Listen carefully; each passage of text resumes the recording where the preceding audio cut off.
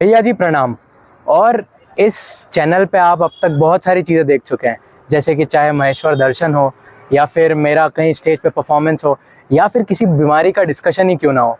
लेकिन अब आज हम एक और नई सीरीज़ शुरू करने जा रहे हैं, उसका नाम है आप में क्या खास है।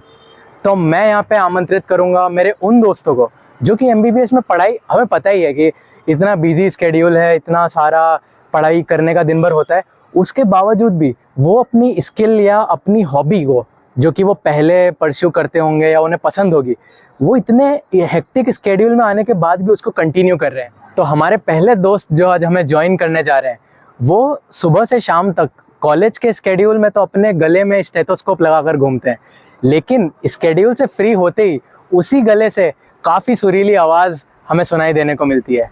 मैं अपने पहले गेस्ट को इनवाइट करने जा रहा हूँ, आकृति तिवारी। आकृति, आपका बहुत बहुत धन्यवाद इस सीरीज़ के पहले एपिसोड में आने के लिए। तो मैं आपसे विनती करता हूँ कि आप हमारी ऑडियंस को अपना इंट्रोडक्शन दीजिए, प्लस बताइए कि क्या है आप में खास। तो मेरा नाम आकृति तिवारी है। मैं सेकेंड ईयर स्टूडेंट हूँ एमबीबीएस की बड़ौदा मेडिकल कॉलेज SSGH में, और मैं संगीत में रुचि रखती हूँ और उसको अपने रोज़मर्रे के जीवन में अपनाना चाहती हूँ। तो आकृति, पहला सवाल मेरा ये है आपसे कि ये संगीत का ये सफ़र कब और कैसे शुरू हुआ?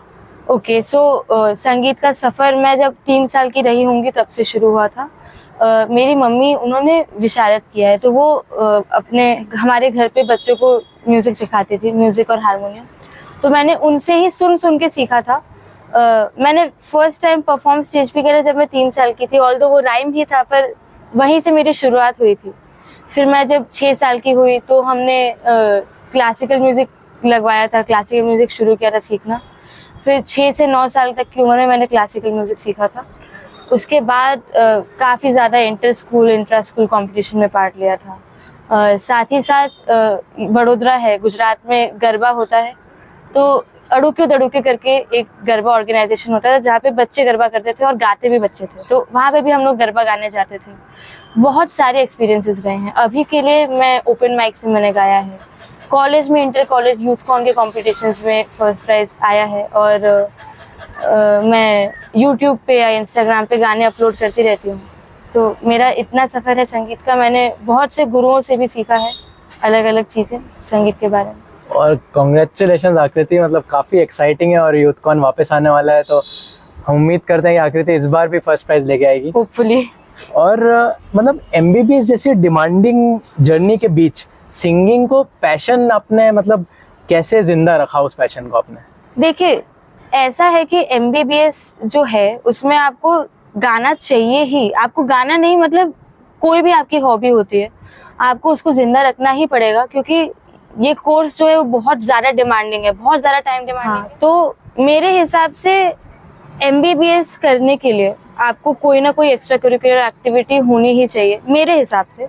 बहुत से लोग अकेले पढ़ाई से भी कर लेते हैं, लेकिन मेरे हिसाब से उसकी ज़रूरत है, क्योंकि आपको एक सोर्स चाहिए। आप इतना ज़्यादा एग्जॉशन हो जाता है एमबीबीएस करते करते कि आपको एक सोर्स चाहिए जहाँ पे आपके लिए वो एक रिलीफ बने।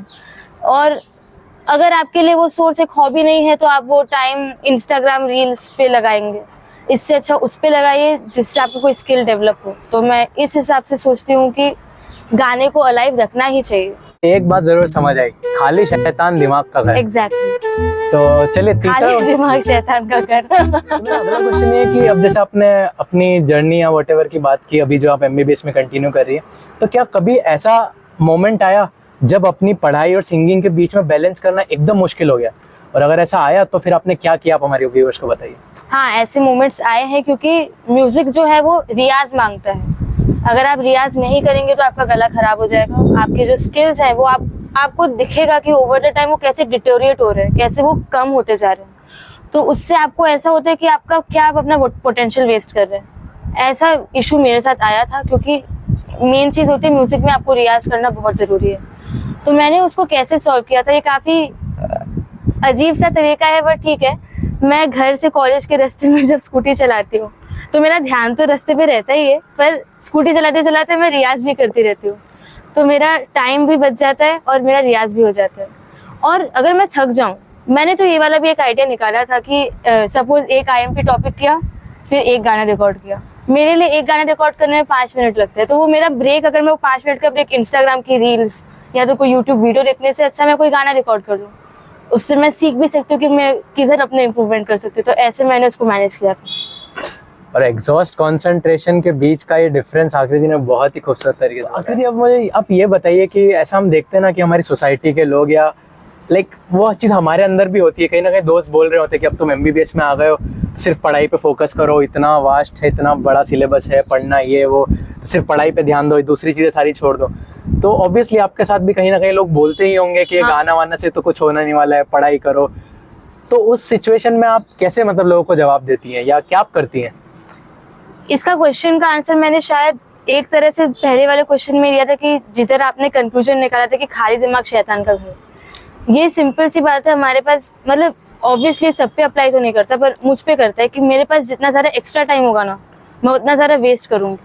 इससे अच्छा अगर मेरे को इतना आइडिया है कि मेरा इतना time is dedicated to singing, तो मेरे को ऐसा होगा कि हाँ मेरे पास कम टाइम है, मुझे कम टाइम में पढ़ाई करनी ही पड़ेगी, तो उल्टा मेरा टाइम कम वेस्ट होता है अगर मैं म्यूज़िक पे ज़्यादा फोकस करूँ तो। और आई डोंट नो, लाइक अगर आप गाना गाते हैं ना, मतलब कोई भी आप एक्टिविटी करते हैं ना, आपको एक अलग तरीके से सोचने का तरीका मिलता है। आप म्यूजिक भी करते हैं ना, तो आप कुछ पैटर्न रिकॉग्नाइज करते हैं हर चीज में, लाइक आपको पता नहीं चलता लेकिन कैसे ना कैसे करके आप उसको पढ़ाई में कैसे अप्लाई करते हैं आपको भी रियलाइज नहीं होता। वो हम ऐसे सोच के नहीं जाते, लेकिन वो कैसे अप्लाई हो जाता है वो आपको भी रियलाइज नहीं होता। तो कहीं ना कहीं मेहनत आपको कहीं ना कहीं तो काम आएगी। हाँ, आपको इतना है कि अभी मैं पूरे 6-7 घंटे गाने लग जाऊँ तो वो गलत है या तो मैं क्लासिकल का रियाज बहुत ज़्यादा करने लग जाऊँ और पढ़ाई छोड़ दूँ, तो वो तो सही नहीं है। वो बैलेंस करना आना चाहिए, वो बात अलग है, लेकिन रखना चाहिए अपने लाइफ में मेरे हिसाब से। और यहाँ पर बैलेंस शब्द पे काफ़ी एम्फेसाइज यहाँ पर आकृति करना चाह रही हैं। तो और इसी के साथ आकृति अब आप ये बताइए कि अब भविष्य में अपने संगीत के प्रेम और करियर के साथ आप कैसे मैनेज करने का सोच रही हैं? देखिए, भविष्य का तो मुझे उतना आइडिया नहीं है क्योंकि अभी तो मैं 2nd ईयर में हूँ, ठीक है। इसमें मैनेज करना इज ईजी बिकॉज मेरे पास वो इंटर्नशिप, रेजिडेंसी वो वाले रिस्पॉन्सिबिलिटीज नहीं है। सो ऑब्वियसली मैं अभी से तो नहीं बता पाऊंगी कि मेरा कितना होगा, लेकिन मैं ये रास्ते में म्यूजिक प्रैक्टिस करने वाला तो अभी भी कंटिन्यू करूंगी, वो तो मैं अभी भी रखूंगी। म्यूजिक का जैसे अभी हम लोग यूथ कॉन के ग्रुप म्यूजिक कंपटीशन में पार्ट ले रहे हैं, तो हमारे साथ इंटर्न्स भी आते हैं, तो हमें देखने को मिलता है कि उनका कितना हेक्टिक लाइफ होता है, उनको मैनेज करना कितना। ऑब्वियसली मैं पहले से तो नहीं बता पाऊंगी कि मैं कितना अच्छे से कर पाऊंगी, लेकिन मैंने इतना तो सोचा है कि एक बार मेरी डिग्री पूरी हो जाए, लाइक रेजिडेंसी, सुपर स्पेशलिटी जो भी है, तो उसके बाद मैं वापस से क्लासिकल म्यूजिक में थोड़ा जाना चाहूँ और ज़्यादा सीखने की कोशिश करूँ। नहीं तो गाने सुनना तो अभी भी है ही, और वो तो रहेगा ही हमेशा, वो तो कभी नहीं बंद होगा जितना मुझे लगता है। तो आकृति, मतलब मैं चाहता हूँ कि आप और हमारे कोलीग्स और जूनियर्स को बताएं कि अगर उनकी भी कोई हॉबी है, वो जो सिर्फ पढ़ाई के प्रेशर में आके जिन्होंने गिव अप कर दिया है, उस पर कुछ ध्यान नहीं दे रहे, तो ऐसे लोगों को, ऐसे टैलेंटेड लोगों को आपका क्या ओपिनियन है? मेरा ओपिनियन यही रहेगा कि देखिए, ऑब्वियसली पढ़ाई को हमेशा अपनी फर्स्ट प्रायोरिटी रखिएगा। एमबीबीएस में पढ़ाई फर्स्ट प्रायोरिटी होनी ही चाहिए, उसको तो कभी नहीं भूलना है, लेकिन आपको अपना पैशन अप्लाई करना चाहिए, क्योंकि अगर आप अपना पैशन नहीं करेंगे ना, क्योंकि MBBS is not a sprint, it's a marathon.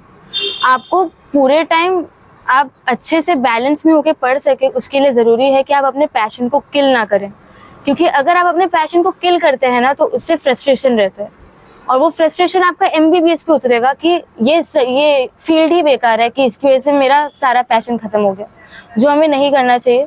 आप पढ़ाई भी करिए और पैशन पे भी उतना फोकस तो नहीं हो पाएगा, आई नो, बट पैशन पे at least 30 minutes, that's the minimum you can give. And 30 minutes तो हमारे स्टूडेंट ऐसे ही बिगाड़ देते हैं, तो वो तो दे ही सकते हैं, एमबीबीएस के तो दे ही सकते हैं, आगे का मुझे आइडिया नहीं है, लेकिन एमबीबीएस जितने तो दे ही सकते हैं। यहाँ पे हमारे फर्स्ट एपिसोड में आने के लिए, और आपने सीखा ही होगा आकृति ने कैसे मतलब सारी चीज़ों को बैलेंस करने की बात करी और अपनी हॉबी को कभी भी ना गिव अप करने की बात की। तो उम्मीद है आपको ये सफ़र पसंद आया होगा। जल्दी मिलेंगे, तब तक के लिए माँ नर्मदा का आशीर्वाद हम सब पर बना रहे। लेकिन जाने से पहले मैं आकृति से निवेदन करता हूँ कि वो कुछ शब्द गाकर हम सबको सुनाए। रुक जाना नहीं तो कहीं हार के, राहों पे चल के मिलेंगे साए बाहर के, ओ राही ओ राही ओ राही ओ राही ओ राही ओ राही ओ राही ओ राही। और मतलब ये जो पढ़ाई का भी है, जैसे कि हमारा यूथ कॉन का आ रहा है तो हम लोग ग्रुप म्यूजिक में गाने ये थोड़ा पॉज कर देते हैं, मतलब बोल जाते हैं। ये वापस से मैं आंसर करती हूँ कि वो रेजिडेंशियल बीच में से चल। हाँ ओके फाइन। सो इनफैक्ट वो काट पाट दीजिएगा, मैं दिमाग में जो आ रहा है ना। ठीक है, ये इनफैक्ट को हटा देते हैं। हाँ इनफैक्ट से मैं शुरू करती हूँ वापस। हाँ तो अब मतलब थर्ड क्वेश्चन करें, क्योंकि मुझे ऐसा लग रहा है कि तुम सारा कंटेंट क्वेश्चन आने से पहले ही बोल दोगे। हाँ मुझे भी ऐसा लगता है। तो लेट्स वेट। चलो अब मेरे पार्ट कंटिन्यू करते हैं, फिर थर्ड क्वेश्चन। ओके आपका इसमें पॉज, ये मैं क्वेश्चन पूछ लीजिए आप। अरे नहीं तुम अच्छा वो आप क्वेश्चन पूछे। अच्छा ओके हाँ हाँ तो मैं यही बताना ना मुझे कि MBBS को और इसको कैसे मैनेज हाँ ओके मतलब कैसे तुमने इसको अलाइव रखा।